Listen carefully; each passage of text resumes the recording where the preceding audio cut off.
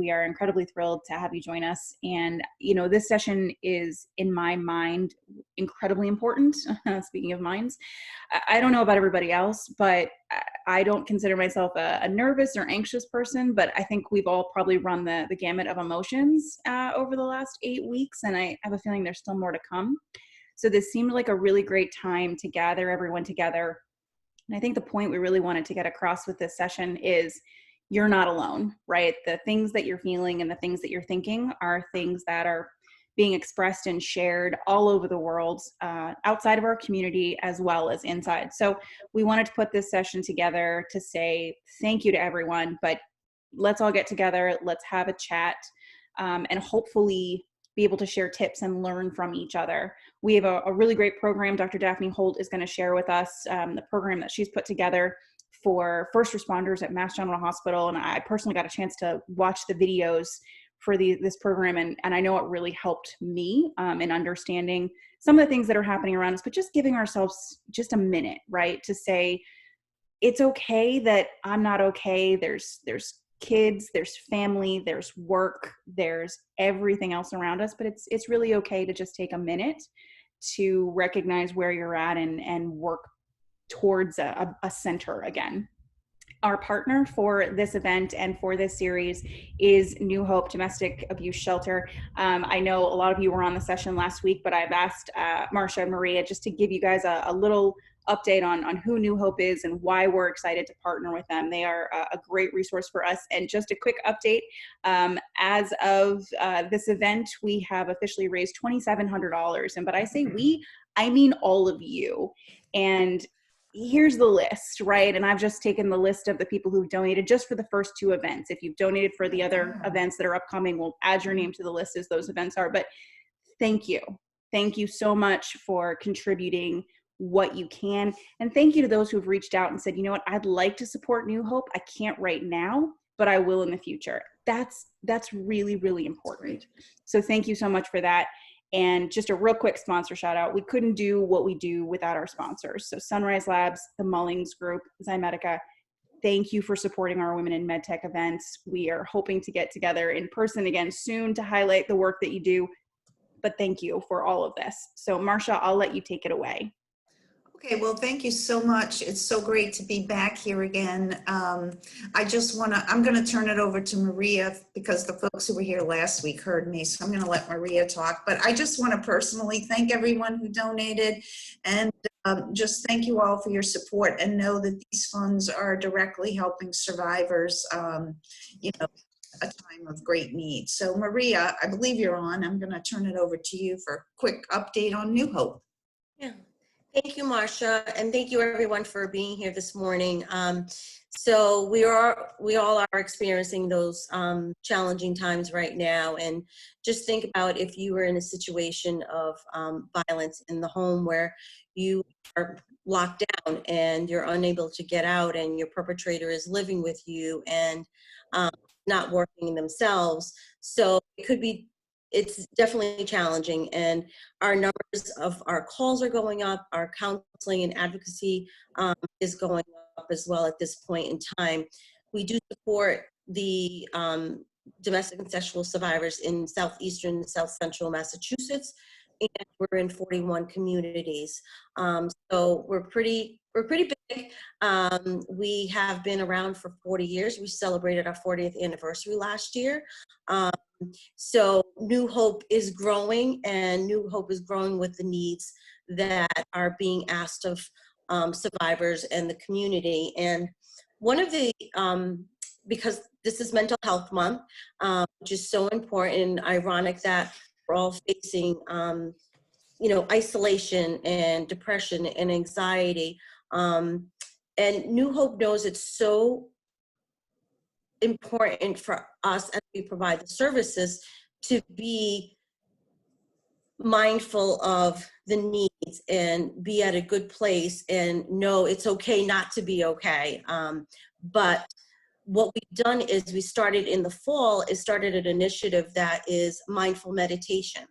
So basically at the beginning of each meeting, we do a mindful meditation to prepare us for that meeting, get us focused and not thinking about the dog getting out in the middle of the road, or the next project you need to work on. So I just wanted to do something. I know we're limited on time, so I decided to pick a little poem. And so if we just want to close our eyes, and I'll read the poem and think about each word that's being said. All right, so just close your eyes. The poem is called Today. Today is ours. Let's live it. And love is strong. Let's give it. A song can help. Let's sing it. And peace is dear. Let's bring it. The past is gone. Don't rue it. Our work is here. Let's do it. Our world is wrong. Let's right it. The battle is hard. Let's fight it. The road is rough. Let's clear it. The future vast. Don't fear it. Is faith asleep? Let's wake it.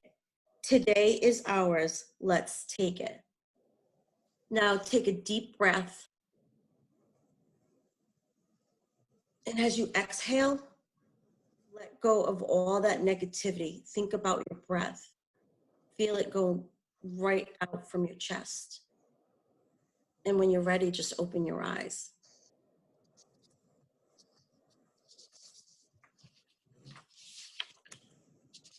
Thanks, Maria. That was great. You're Thank you so welcome. much. Really appreciate it. It's a good reminder for us to, especially if you're going to a very stressful meeting or negotiation or anything of that nature. It's just even a simple poem, just listening to a song, whatever it may be.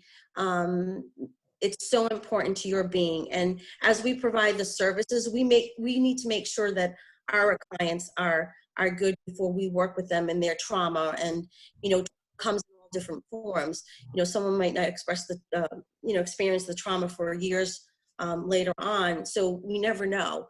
But doing these types of exercises really decrease stress, helps with anxiety levels, and most importantly, I think from when I started New Hope a few months ago, I've become more grateful for the simple things, and just working from home, and as I'm working on my kitchen table, listening to the birds, and I've never paid attention to that.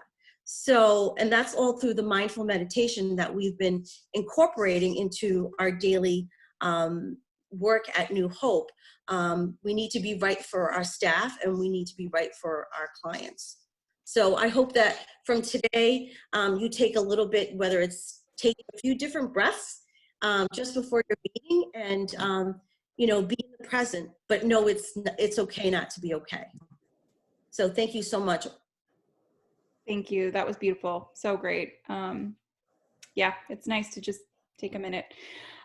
So I think this is a great time to introduce Dr. Daphne Holt. I've told you a little bit about the program, and she's going to tell you a little bit more, but I was incredibly impressed by the program that she and her colleagues at MGH put together for frontline workers.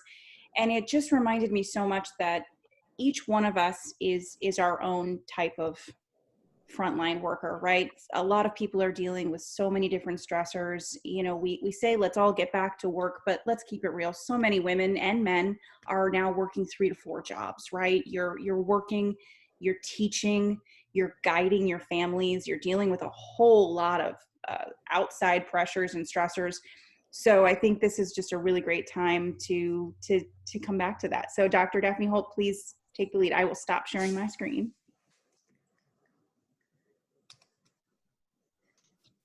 All right. Well, yeah, thank you so much for inviting me. It's really great to be at this meeting. And yeah, thanks, Rachel, for inviting me. And it's wonderful what you all are doing. I really am impressed, and good to know what you guys are doing to contribute to this, to helping people during this crisis.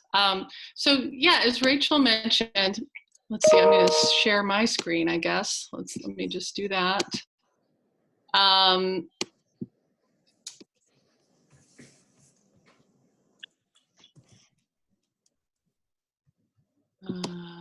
Play. Yeah, I'm going to talk to you a little bit about some of the work that my group has been doing.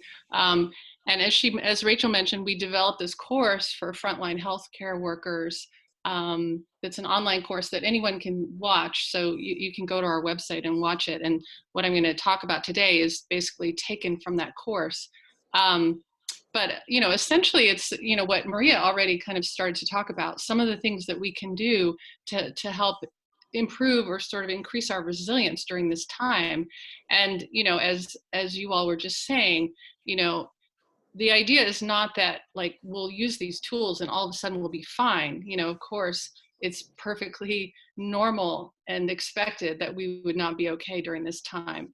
But the idea is that our ability to manage stress is something that we do have a little bit of control over. There's some things that we don't have control over that determine how we handle stress. But there is some parts of our we do have some capacity to change our ability to be resilient. So I'm just going to talk a little bit about what resilience is, and then some of the tools that people have studied and shown that actually can increase resilience. So what is resilience? It's a word that is kind of thrown around a lot, it's defined in different ways, and researchers define it in a certain way. But essentially what it means is it's the ability that someone has to kind of handle very stressful situations, like the situation we're in right now. The ability to kind of bounce back and adapt, and sometimes even grow during really difficult situations or crises.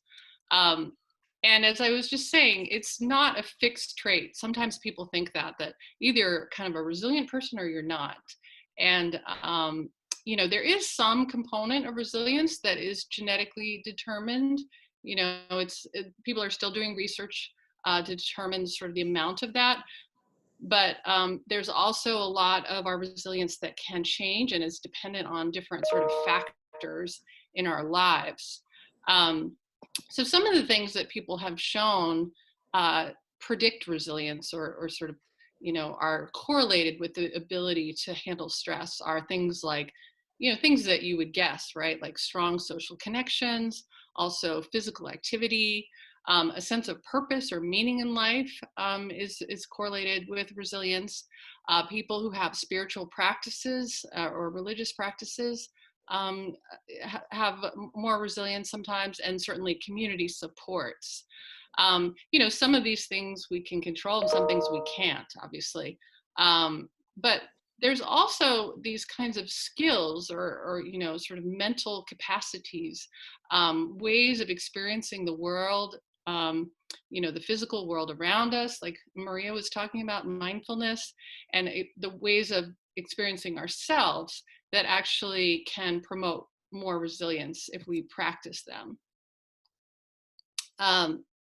So just to throw in there, because I know you guys, a lot of you are scientists or inclined in that way, these are techniques or tools that have been shown through research to make people more resilient. And you can operationalize the concept of resilience as the response to a stressor. So these are sort of evidence-based methods that have been shown through lots of studies to be helpful to people during times of extreme stress. But one thing that's really important, but sort of the first thing I want to sort of emphasize, is that everyone is different. What helps you feel resilient or handle stress is different from your partners or your neighbor or your coworker. There's no sort of simple formula for everyone. So I think one of the first things I would say that's really important in thinking about this topic is just to think hard, just yourself. I mean, we could take a minute right now or after this to think about what in your life has helped you be resilient in the past. And what is it that you could perhaps do now that you have done in the past that could help you feel more grounded? And obviously there are many things that people, do in their normal life that we actually can't do right now. We can't go to the gym. We can't go out and see our friends as easily. And and all of that. But I think, you know, if you think hard, it's sort of like one of these things. You can have a kind of problem solving approach to it. You know, what are some of these things that I used to do that help me feel good or kind of more stable in sort of myself, that I can still do now, or I can do a form of it now. You know, I can do a form of exercise, or I can connect with people via FaceTime or Zoom or whatever. And, you know, there's some things, you know, I think people have sort of noted that there's some, you know, some people are sort of enjoying some aspects of the quarantine, and that, you know, our lives are kind of slowing down in some ways. I mean, some people's aren't, obviously, at all. But for some people, you know, there's more time to spend with one's children, you know, not always positive, but sometimes. And you know, that there is a little bit more of an opportunity in a way to kind of be mindful in the way that Maria was talking about. So you know, I won't go into this too much because we just talked about it, but mindfulness is one of these words, again, like resilience, that's kind of thrown around a lot. And I think sometimes people think they know what it is, and, you know, they may or may not be correct. Some people think that mindfulness is just kind of relaxing, or you know, or that it's this very formal practice that, you know, nobody could possibly have time for. But really, mindfulness is just something very simple. And John Kabat-Zinn is kind of a leader in this area, somebody who's written a lot of really great books about mindfulness. It really simply is paying attention in a certain way, paying attention in a sort of non-judgmental way to the present moment. So, you know, the idea is that in reality, all we have is the present moment. You know, it's just like the past is gone, the future hasn't happened yet. So our lives are in the present moment. Um, so, you know, and there are lots and lots of ways to be mindful. You don't have to sit in the lotus position and do a formal practice. You know, you can just take a moment and notice the world around you a little bit more, or, you know, how you're feeling, you know, in your body. And so just, you know, a little is better than nothing is the way I think about it, you know, and just kind of reminding yourself, you know, a little bit of time each hour or each day to pay a little bit more attention is a great start. And then, you know, again, because I think you guys are interested in this sort of evidence, there is abundant evidence that mindfulness, even though it seems so simple, like how could it make that much of a difference? It actually is very good for your mental health. And people have done studies of the brain to show that it actually changes the brain. It actually, so for example, this one study here that's on this slide shows that people who are meditators, you know, pretty serious meditators, show brains that actually look younger, and that they have more brain volume. You know, their brains have aged less than people of the same age who don't meditate. And there are lots of other studies that suggest that mindfulness is actually quite good for your brain, and thus also your mental health. Something funny is happening where I can't advance. Let me just see if I can. Oh, it wants to do that. I'll wait for it to finish.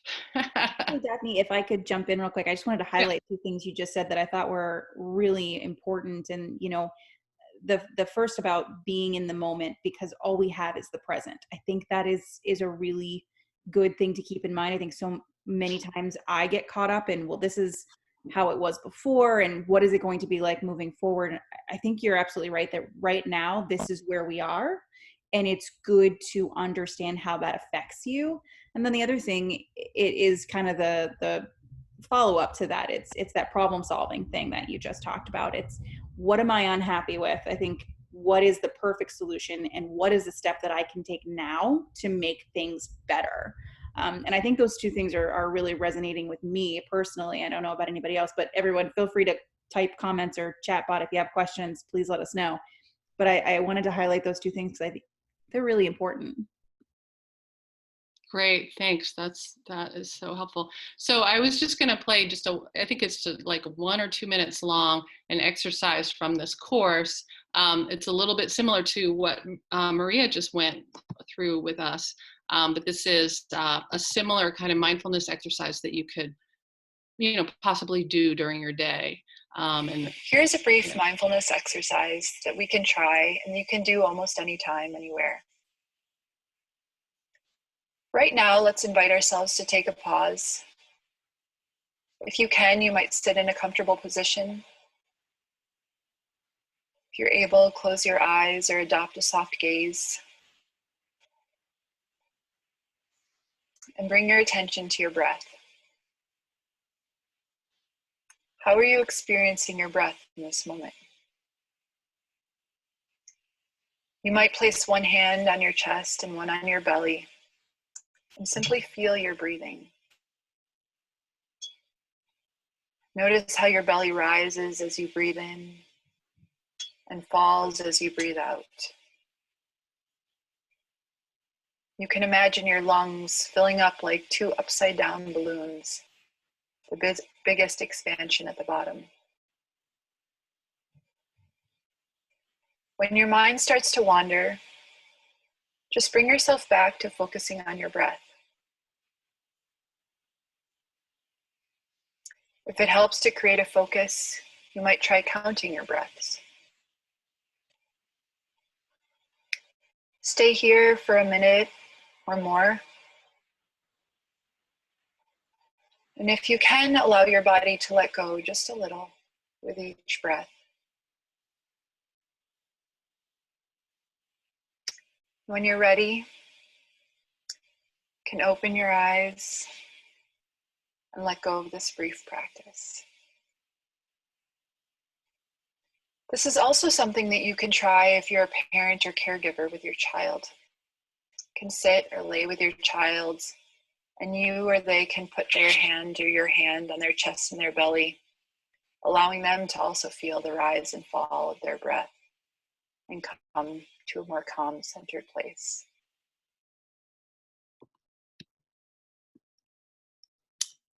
so I think I've already also mentioned these points, but just the idea that mindfulness doesn't need to be a certain way. You don't have to sit a certain way. You can do it while you're eating, while you're driving, while you're brushing your teeth. Actually, washing your hands is a great time to be mindful because we all have to do it so much now. And just feeling the water on your hands, thinking, being aware of some of the thoughts that you're having, that maybe about the pandemic or about the situation, and bringing yourself back to just washing your hands.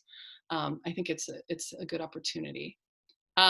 So one thing you may have noticed during that exercise or other times is that you may have become a little bit more aware of the thoughts that you're having, which is one of the sort of the goals of mindfulness is to have that greater awareness of your thoughts.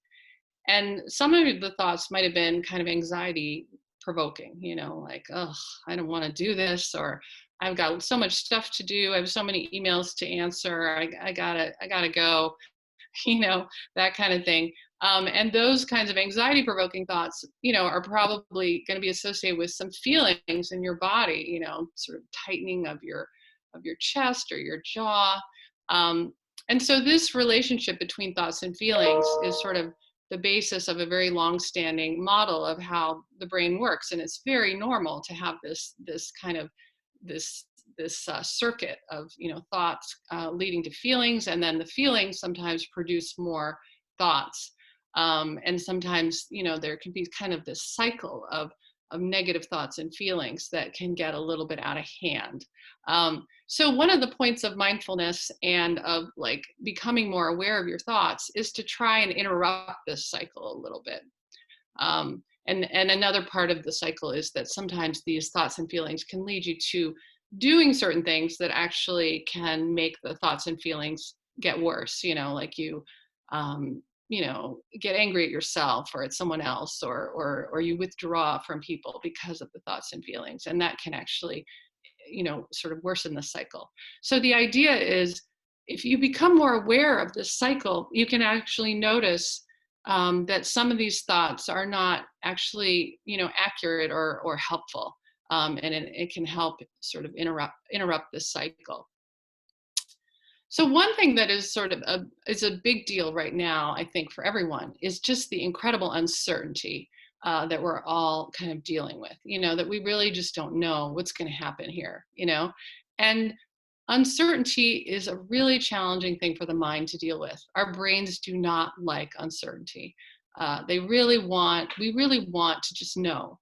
And in fact, we would rather like think something bad is going to happen, or just conclude that, there's going to be some, sort of catastrophic event sometimes, than just not know. I mean, it's a funny kind of quirk of our brains that that's something that happens. And so there are different kinds of ways that people interpret the world, in order to come to some conclusion that can, in the end is sort of counterproductive in terms of our resilience. So, jumping to conclusions, thinking we know what's going to happen, and it's going to be terrible. Catastrophizing is similar. Black and white thinking is when you think you kind of go between, it's going to be all good or all bad. Mind reading is kind of when you think that you know what somebody else is thinking or what somebody else has intended, even though there might be a whole range of possibilities that you haven't considered.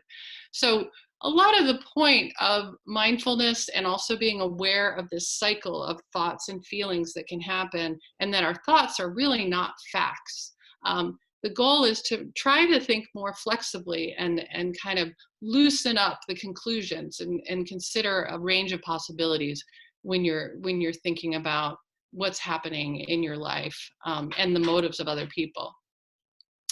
So one really important barrier to flexible thinking is the fact that when we're under a lot of stress, this thing happens in our bodies that people call the fight or flight response. It's when you have adrenaline released, and it's kind of an adaptive thing to happen in animals when you're in danger. Is all these systems get activated that help you defend yourself from threats. Your heart starts beating faster, you start breathing faster, your pupils dilate so that you can kind of see better, you take in more light, your muscles are ready to sort of act. But the reality is, in our normal kind of 21st century lives, having this big response is not very helpful for being able to think flexibly and for being able to consider a range of possibilities, and to avoid sort of jumping to conclusions in that way, and to avoid the distress that comes from all those sort of conclusions that we kind of come to when we're kind of stressed. So one thing that's really important when you feel like you're in the fight or flight response, when you're in a state of elevated arousal, is to just see that, to acknowledge that, notice it, and try to do something to bring that arousal level down before you conclude anything, before you act on those feelings. Because I think everyone right now is really not at their best. That's how I like to think about it. People are under stress in a way that is just unprecedented in our lifetimes, and so I think taking a breather when there's conflict, or when there are things going on that you don't understand, before you act or say something or draw any conclusions, I think is like a simple rule of thumb that I have been talking about and applying to my own life. So the last thing I'll talk about, the last sort of tool that we have been sort of emphasizing, is this tool called self-compassion, which, like mindfulness, comes from Eastern practice. It's sort of originated in Eastern religions. But it's been really popularized in this country by two researchers and clinicians, Kristen Neff and Chris Germer. They have this program called the Mindful Self-Compassion Program, and they have a website. I encourage you to look at it. They have lots of great things going on. And I think self-compassion is particularly good for people who are, kind of strivers, like I'm imagining all of you are, people who really want to do their best and tend to be kind of hard on themselves when they make a mistake. And, I know lots of people like that. And, it turns out that being hard on yourself and self-critical actually doesn't help people to perform better. And it causes a lot of distress. So self-compassion practice, I think, is really useful for people who tend to be hard on themselves.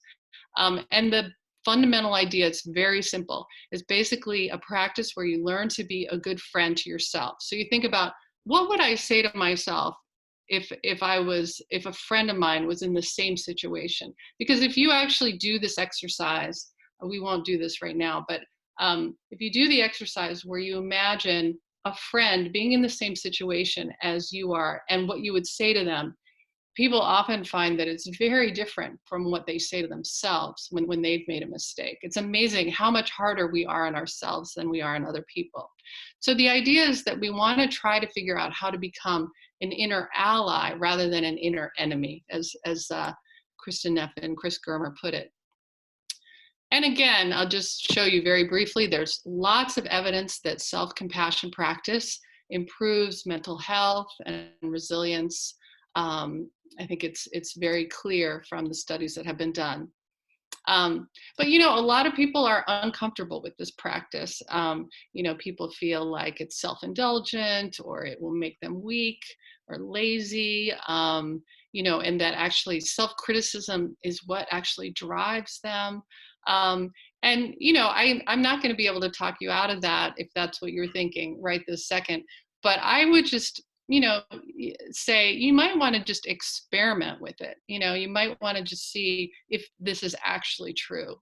If you let go of self-criticism, does it actually make you work less hard?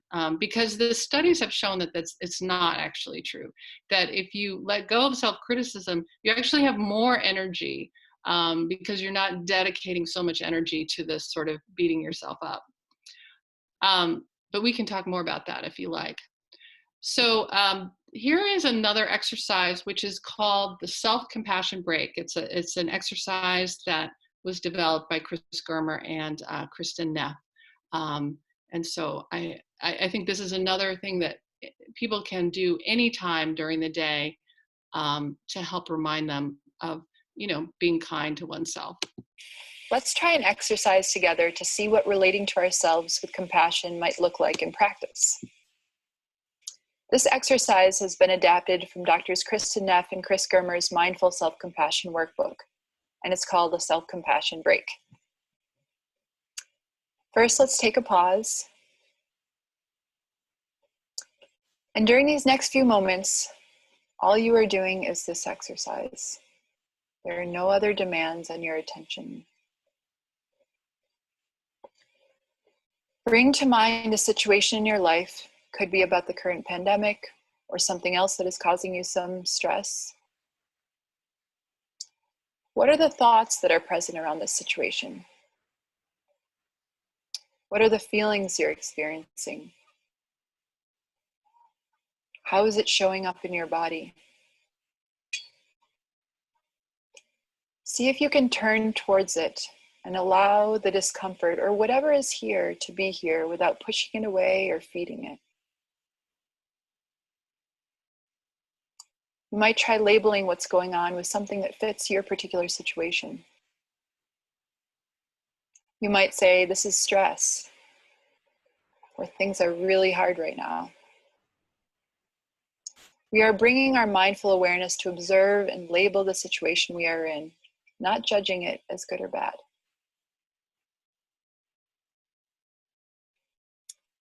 Now I'd invite you to say to yourself, I'm not alone in this.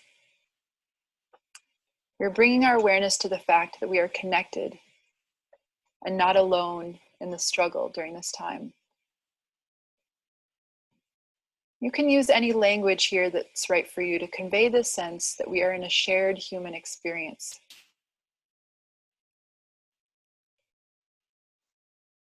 And now I'd invite you to say to yourself, may I be kind to myself. You might ask yourself what you need to hear in this particular situation to relate to yourself with kindness. It could be, may I be patient? May I be brave? May I accept myself as I am? Whatever speaks to you in your particular situation. Sometimes it helps to put a hand on your chest or adopt a soothing touch that feels right for you. Something that cues us into the fact that we are in need of kindness and compassion during this time. If you are finding it difficult to think about what a compassionate response might be, you might think about what a good friend or a loved one might say to you in this situation. What might they do? Really call to mind how it feels to hear these words, to think about what it feels like to have a good friend or loved one say these things to you.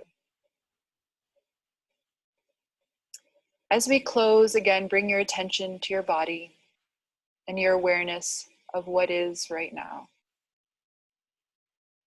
Again, taking that pause to check in before letting go of this practice, knowing that you can return to it at any time.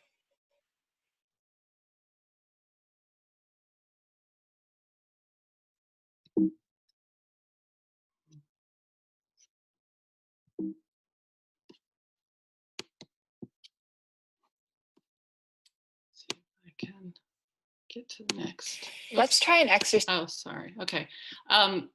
Now I'm just going to show you a very quick. The thing I've probably clip. been hardest Well, you'll see. on myself lately is not being a present parent because I'm so stressed out. So when my kid wants to sit down and do Legos with me and I'm irritated that she keeps saying mom because I'm trying to check the news on my phone, and then my mind will drift to what's going to happen to my family if something happens to me, that I can't even be present. So here I am worried about not having my family, but then when I'm with my family, I can't enjoy them because I'm so nervous about what's going on.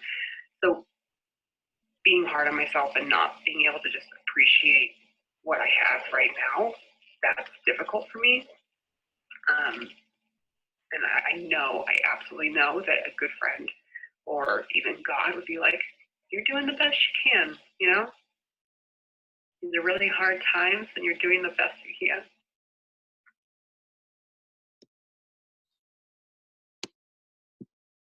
So yeah, that was a clip of sort of self-compassion in practice that I wanted to show you. I think that, The thing I've probably been hardest. So I think that, we can all think of examples in our own lives where we're hard on ourselves, where maybe we could apply a little bit of that, especially right now when it's just so hard, with juggling everything that we're juggling. I don't know how many of you are trying to homeschool your children, while you're trying to maintain your job.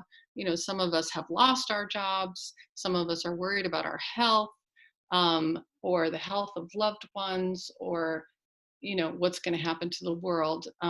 So I think this is a really good time to use that particular tool that, it's really hard to be perfect right now or even close. So I'm just going to summarize. This is my last slide. It's the things that we've talked about, and then, perhaps we'll have a little bit of time for questions or discussion. I hope so. Some of the tools that I've talked about, sort of the most basic thing, which might actually be in some ways the most important, just thinking about yourself, what has helped you in the past. Some people need alone time to feel, grounded. Some people need to be with other people and connect. Some people need to be in nature. Everybody is different. I think just kind of really making a conscious sort of effort to think about this is an easy step to take, I think. Mindfulness, we talked about that, staying in the present moment, just one foot in front of the other, one day at a time, I think is really a useful way to think about how we could live our lives right now, that we don't need to focus so much on trying to predict the future because no one really can.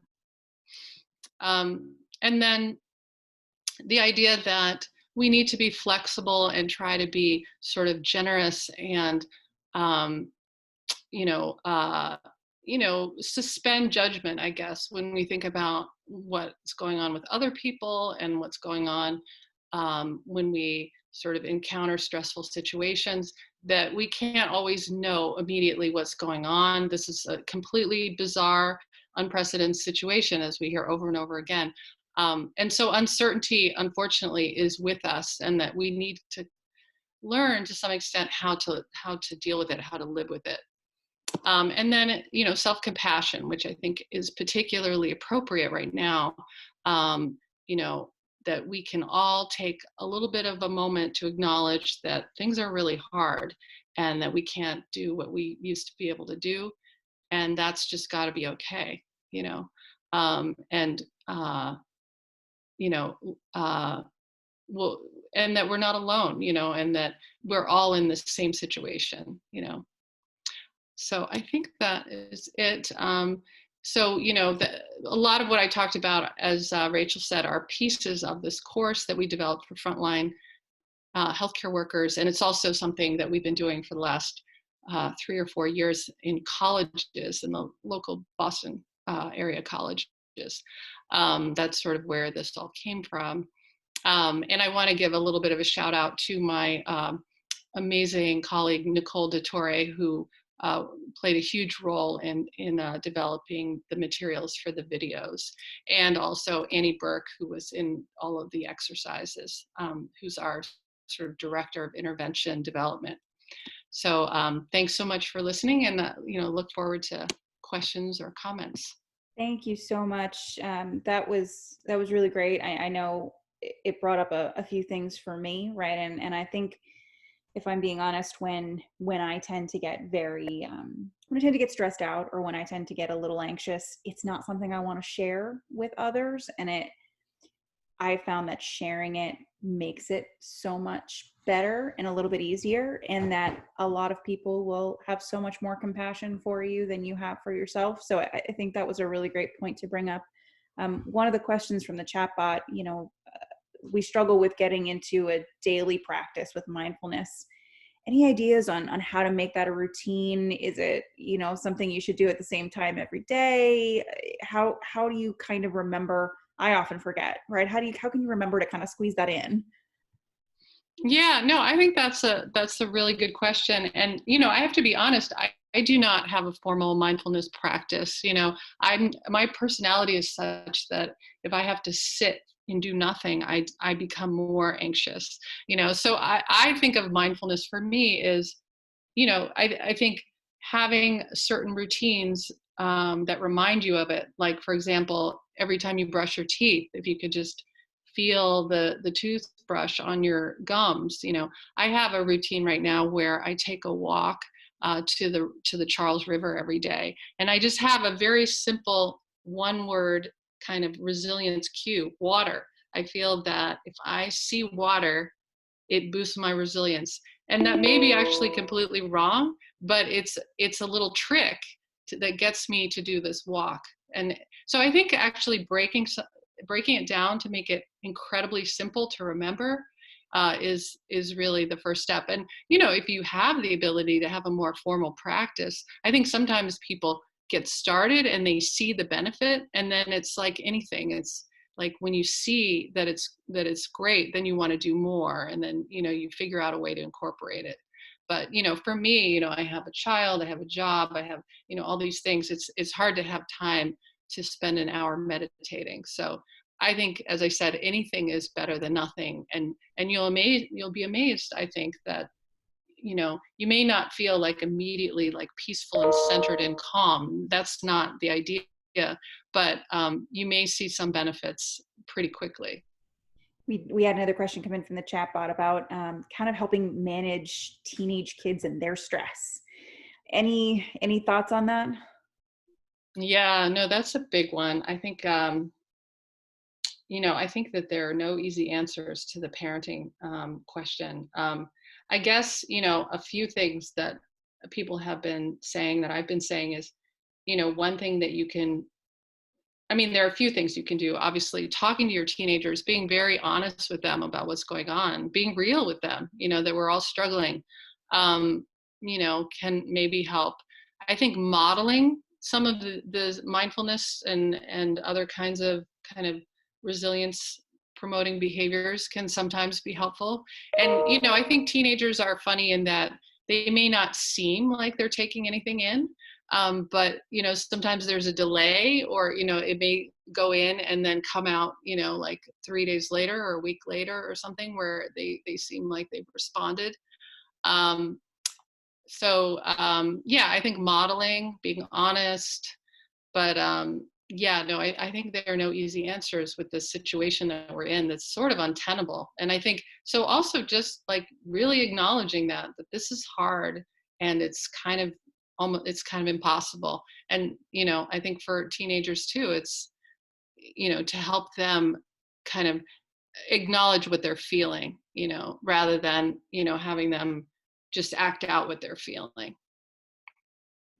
Appreciate that. And Erin, just to respond to your question in the chat bot, I think a lot of us are creatures of habit, and normal is not going to be normal again, right? It's going to be a new normal probably for quite a while, and I think we're all trying to figure out what that looks like.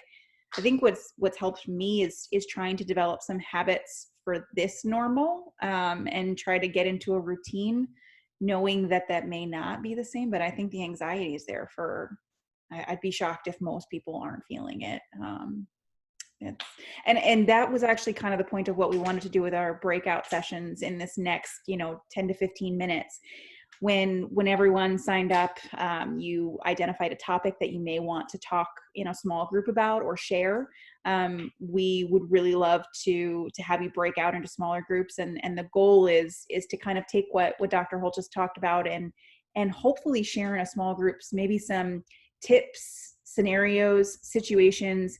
The idea is that, you know, you're not alone. And I think that's something that we've been talking about the entire session is you are not alone in this. You are not feeling things that no one else is feeling. So are there ways that we as a community can share the things that are working, the things that aren't, the struggles? I know I used it in my email blast, but I can't help but come back to it. You know, when you share a joy, it's doubled. When you share a trouble, it's halved. So share the good things, share where you might be hoping to help some tips. And please join me in saying thank you to Dr. Holt. I think this was an amazing session, and something that we videoed and we will post on our site, and hopefully be able to help everyone really just get this through. So thank you, Daphne. Oh, you're welcome. Yeah. Awesome. Okay, well, I'm going to break everyone into smaller groups, take some time to chat, get to know one another, right? This is our community. We really hope you'll chat. And then we'll probably just dismiss from there around 11. You know, if you take a little more time, I'll keep the Zoom open in case conversations keep going a little bit later. I know a lot of people have a 11 o'clock stop, but please do join one of the chats that we're going to dismiss right now and chat with people. So I'm going to do that right now. Thank you, everyone. Thank you. Yeah, this was a good idea. Oh, chatting.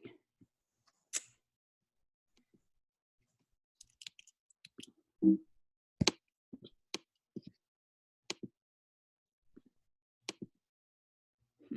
me 1 second.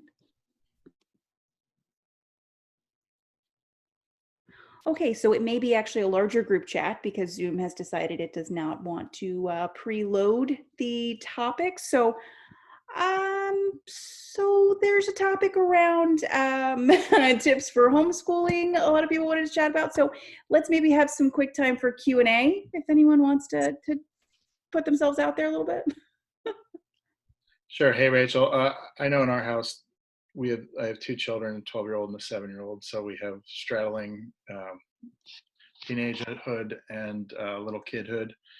The second grader has a lot of structure in her day, but my teenager has now become nocturnal. I don't know if anybody else is dealing with this. It's just incredibly hard to do your job and be a parent. So I don't know if and the schools seem to send very, very long emails that I don't have time to read, or my wife doesn't have time to read. So that's a huge stressor in our house. I don't know if anybody else is sort of facing that. Hi, Brian and everybody. It's Haven Tyler. Brian, I hear you. I'm a a single parent of a 14-and-a-half-year-old ninth grader, and yes, sleep patterns are getting really weird. Really trying to, and this is a kid who loves structure, like loves it. So this makes her kind of just feel completely at loose ends. And, I'm working full time from home, so I'm just not available to her. And I've been struggling with not only reading these just like volumes of emails that are coming from the superintendent, which is great. And I'm so grateful for everything they're doing. But I just like don't even have the bandwidth to like make sure there's dinner on the table, So yeah, one of the things that I'm heading into with my teenager is that she's depressed, like it's just hard to get her up and going, and she's feeling really gloomy, and it's kind of hard to be around. I love her dearly, but it's hard to be around. And I don't know what sort of tips and strategies there are for maintaining that structure. And I don't know. Anyway, just venting more than anything else and saying, I hear you, Brian. So that's it. Thanks. Thank you, Haven. This is Melissa. I don't have any kids, but for the first month or so, about one day every week, I would just lay in bed and not want to do anything. It just unfunctional. And, towards the end of that month, I started doing yoga more often. And I don't know if that's something you could get into with your kid. And, for the past 2-3 weeks, I haven't had any days where I just laid in bed. And it's not even that I do the yoga every day, but just having a little bit of structure and a little bit of that mindfulness that's built into the yoga video has been really helpful in like keeping me functional. Yeah, so I can hop in on this. Hi, everyone. I have 4 kids, and my eldest is about to turn 14, so he's an 8th grader. And then I have a 6th grader and twin third graders. And it's a lot, and trying to really figure out all of the emails from all of the teachers, and then the superintendents and all of that, as Haven mentioned. It's really a lot. But what we started to do is just really empower the older 2 a little bit more to be in control of their day. And, they have to get all the assignments done. They need to, figure it out. Look at when they have their Zooms and kind of plan around it.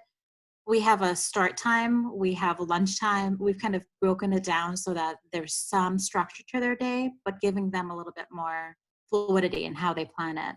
And with the younger 2, we totally have to be on top of them or nothing gets done. And part of that is because what really frustrates me is there's Seesaw, there's Freckle, there's Extra Math, there's all of these programs, there's Google Docs, and it's like you have to constantly be switching between one platform to the other for these kids, and that's more of a strain.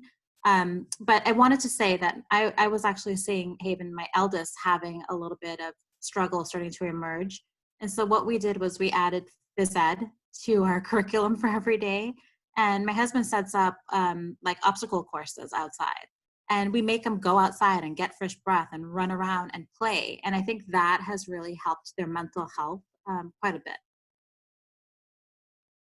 Can I come over for an obstacle course? I mean, that sounds really fun for me. I'm just trying to make it to one myself because I'm eating all the time. Hi there, this is Tina Israel. I think I appreciate those thoughts, and I wanted to throw in a little bit complicating, since there's a lot going around for kids that are able to kind of pay attention and focus for longer than just 5 minutes. My kids are 2 and 3 years old, and similar situation, their school and daycare have been sending materials by email, and they tried a Zoom meeting, but that doesn't really work for them much, to be honest. They look at that, and actually it seems to confuse them even a little bit more why we're doing that, and they can't see their friends and their teachers now. And then we try to take them out for a walk as much as we can, but then we can't even allow them to play on a playground that we walk past. And it's been really, I mean, we've been saying, well, it was winter, so all the playgrounds are getting cleaned right now, so we can't go and play. But it's been really hard for little kids. Everything seems to be geared for parents and families that have kids that you can at least talk to with a certain amount of, you know, reason and explain, and they have maybe an ability to, you know, focus themselves or do things on their own. But with little kids, I find it's even harder. And I work in the medical device industry. My work day is crazier. I mean, there's more to do than before coronavirus. Yeah, I hear you, and I empathize, and I think we all, as parents, need to do some more self-compassion. You guys are doing an amazing job. It's a really hard situation. So in terms of like leadership, you know, I know that my sort of mantra is who you are now is who you are. I don't know if and trying to behave like as a leader to just sort of walk the walk. And I don't know if anybody else has any thoughts on tips for how they're leading their teams through this. This is Anya, and I just wanted to echo what Tina was saying. I have a 2.5-year-old where I've just tried to be a little bit more compassionate with myself about TV time, but also dance parties on the bed is what we do for 35 minutes. But I also just started a new job on Monday. And so one of the things I'm trying to think about is how do I really take managing up and setting expectations during this very non-traditional time to start a new job? Whereas normally I would say, you know, I'm going to pay a little bit more money for my kid to stay later in daycare so I can be available and have those times where I can meet people by the coffee pot, or, you know, just those more natural times. And so how do I create the sense that I am very excited, but I'm also not available as much as I normally would have been? And I think it's partially for me about articulating that to the people around me and sharing my family in a way that I actually usually don't do in the professional setting. Whereas I don't want it to seem like a distraction. I'm actually just saying, this is who I am, and bringing it much more to the table than I normally do. Yeah, this is Ray O'Malley. I guess, I'm sorry. No, go ahead. I was just going to say, as a leader, what I've tried to do is I have a, you know, global team and everyone is kind of virtual, but now I've tried to touch base with them far more than I have in the past, and set up the video so we can have that eye-to-eye contact, but also have a lot more compassion. People are dealing with a whole bunch of different stressors with, you know, juggling kids, or maybe a loss of, you know, job with their spouse, or, you know, people that are affected by COVID. So I think it's a time as a leader to, you know, have far more compassion. It's never been a huge strength of mine, but I'm trying to understand those dynamics. And I would encourage, you know, people to just say, look, I'm off from these couple hours because I got to focus on my kids' school. I have one person that works for me in Minnesota, and he said, every day I'm going to take 2 hours to be outside with my kids. And these are, you know, high performing team members. So they've got a long track record. And they said, if you need me, call my cell, but otherwise I'm going to be with my kids doing schoolwork or playing outside. And, you know, I respect that. You know, I think you do need to share those things with your leaders. And I think most good leaders are going to appreciate that. Yeah, I would agree with that as well, Amy Siegel, that, you know, you have to kind of walk that line between breaking some boundaries and, you know, work is a family, particularly if you're in a small company with a collaborative team. And even more so now, like, we have to really care about each other as people. But you also want to project some sense of normalcy, like we're still working, we're getting things done.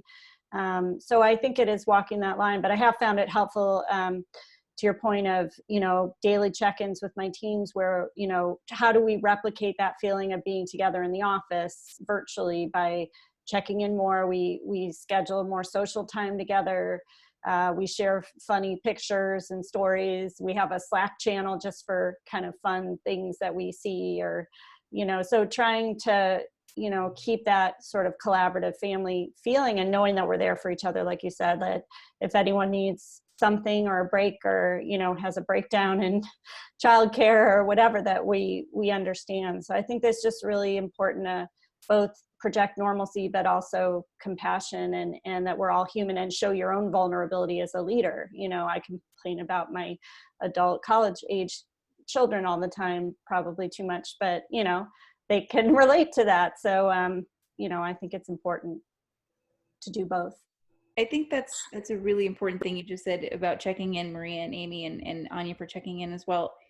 I think it's important to make sure that the time that you're spending with your employees, your managers, the people who report to you is not just on conference calls with other people. And I think that's been a little harder for me to say, you know what, we talk all the time, but we're not actually talking to each other. And so scheduling those times where we're not in a big group, we're not just talking about work, it's taking a minute to chat with each other as you would in an office setting. And yes, maybe we're all more or less productive. That's just kind of the way it's going to have to be.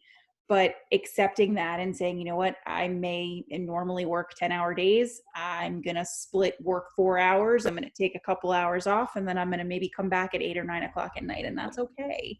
So I think that's been really, I think that's a really good point of just make sure that you're checking in with people for people, not just for the work that they're doing.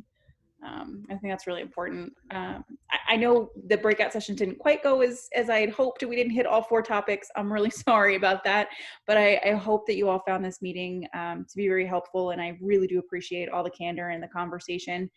We'll be sending out the video of the recording afterwards, and we'll send out an email just letting everybody know what's going on for our next meeting. Is all going to be about making the most of this moment next week. So Holly Scott from Mullings Group is going to share with us how we can make the most of the time we have right now to, if it's improving our resume, if it's things that we want to be doing for professional development, how do we really take advantage of that? And we'll be, you know, thrilled to have Representative Joe Kennedy kicking off our event next week as well. So you won't want to miss what he has to say about working with New Hope and how he's making the most of the moment. So we're really thrilled to have him joining us for that. So thank you everyone for coming, and I really hope to see you all next week. Yeah, thanks, Rachel. Another good session. Thank you. Everybody. Thanks so much, everyone. Nice to meet you all. Happy Mother's Day. Happy Mother's Day. Oh, happy Mother's Day to everyone. Yeah, thank you.